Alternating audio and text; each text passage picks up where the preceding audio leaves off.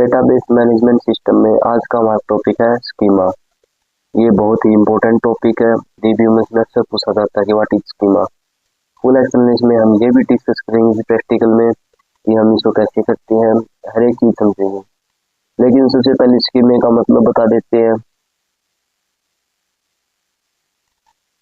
Schema is nothing but blueprint that defines the structure of database.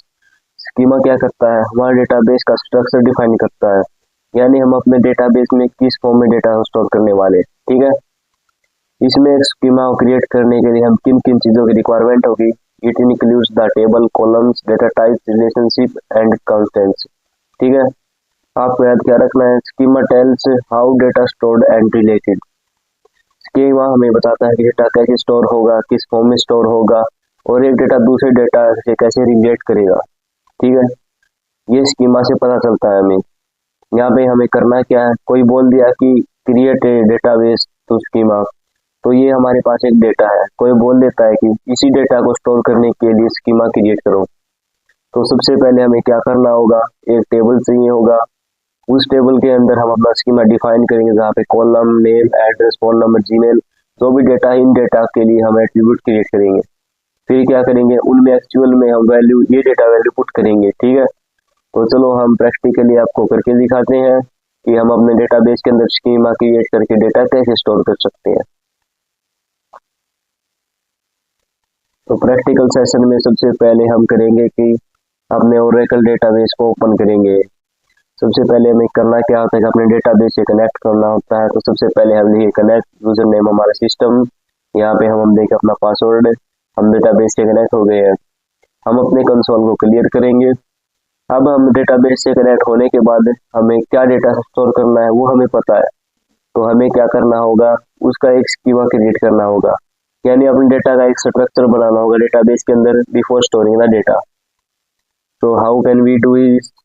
हम इसको कर सकते हैं कि ऐसे कि क्रिएट टेबल, टेबल का नेम हम यहाँ पे ले लेते हैं स्टूडेंट। ठीक है, उसके बाद इस पैरेंथेसिस के अंदर सबसे पहले स्टूडेंट का नेम हमें स्टोर करना है। नेम का टाइप हो गया वैरचर, और यहाँ पे रिटर्न लॉन्ग रह गए।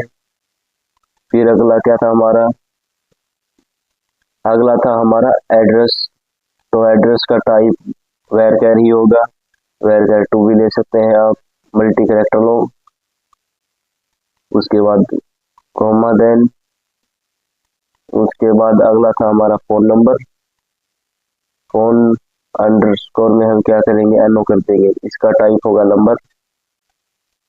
देन अगला क्या था? जीमेल। तो जीमेल का टाइप भी क्या होगा? वैरचर, क्योंकि जीमेल कैसी भी हो सकती है। 22 कैरेक्टर लॉन्ग कर देते हैं। टेबल क्रिएट हो चुका है। अगर आपको इस टेबल का स्कीमा देखना है तो आप देख सकते हैं। आपको स्टूडेंट करना है, तो आप जो ये देख रहे हैं ये स्टार्टिंग में आपके क्या है? कॉलम है। ठीक है, तो यहाँ पे नेम में क्या आ रहा है? यही होता है हमारा एंटिटी का स्कीमा। स्टूडेंट एंटिटी यानी टेबल के अंदर हमें स्कीमा बना दिया है। तो ये 4 कॉलम हमारे पास। तो कॉलम का नेम इस तरीके से हम इस तरफ लिखेंगे, उनका टाइप इस तरफ लिखा हुआ है। नल वैल्यू हर एक कॉलम में हम डाल सकते हैं, क्योंकि हमें प्राइमरी की नहीं लगाया है। अब हम क्या कर सकते हैं? इसी स्कीमा के अकॉर्डिंग ही डेटा इंसर्ट कर सकते हैं अपने टेबल के अंदर। तो यहाँ पे हम लिखेंगे इंसर्ट इनटू वैल्यूज, और वैल्यूज में पैरेंथेसिस के अंदर हम वैल्यू लिखेंगे। उसके बाद हम टेबल का नेम होगा स्टूडेंट। अब वैल्यू में सबसे पहले हम नेम लिखेंगे। नेम आ जाएगा स्टूडेंट का अखिल।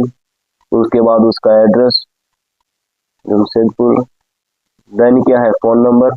तो ये फोन नंबर ट्राई मत करिए क्योंकि ये गलत है। उसके बाद ये ईमेल आएगा। ठीक है, ये ईमेल। तो उसी फॉर्म में हमें डेटा को स्टोर कर दिया है। Name, address, phone number, email ID, जिस फॉर्म में हमने डेटा का स्कीमा डिफाइन किया था।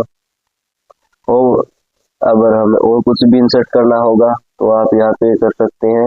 ईमेल आईडी सेकंड पर्सन की चेंज कर देंगे हम, फोन नंबर चेंज कर देंगे, उसका एड्रेस दे देंगे।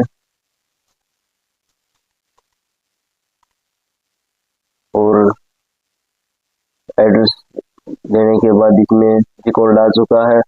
सेलेक्ट स्टार दबा दो फ्रॉम टेबल का नेम।